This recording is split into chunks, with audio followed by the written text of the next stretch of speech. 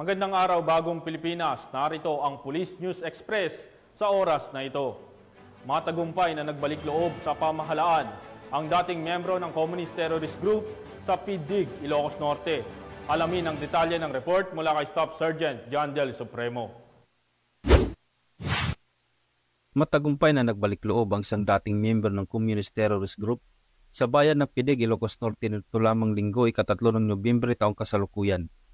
Bandang 1:00 ng hapon sinagawa ang proseso ng kanyang pagbabalik loob sa pangunguna ng PIDIG Municipal Police Station na tuwang ang 1st Ilocos Norte Provincial Mobile Force Company, Ilocos Norte Provincial Intelligence Unit, 114th Special Action Company, Regional Intelligence Unit, Provincial Intelligence Team ng Ilocos Norte, 101st Maneuver Company ng RMP1, Regional Intelligence Division, Local Government ng PIDIG, at mga kasapi ng religious group.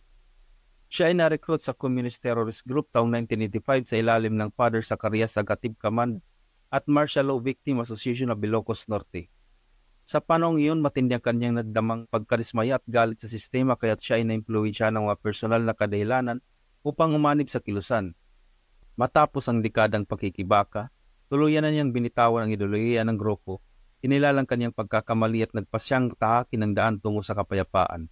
Pagkatapos ng isang masinsinang debriefing, opisyal siyang nanumpa ng Oath of Allegiance bilang simbolo ng kanyang ganap na pagtalikod sa dating grupo. Ang kanyang pagbabalik loob ay isang malaking hakbang ng pamahalaan sa pagkamit ng mas mapayapang komunidad at umaasa na mas marami pang dating rebelde ang magpasyang bumalik sa pamahalaan. Mula dito sa Ilocos Region, ako ang inyong PNN correspondent, Police Staff Sergeant John Del Supremo, alagad ng batas, tagataguyod ng Balitang Pulis. Maraming salamat, Staff Sergeant Supremo. At para sa iba pang napapanahong balitang pampulisya, laging tumutok sa Police News Network. Alagad ng batas, tagataguyod ng Balitang Pulis.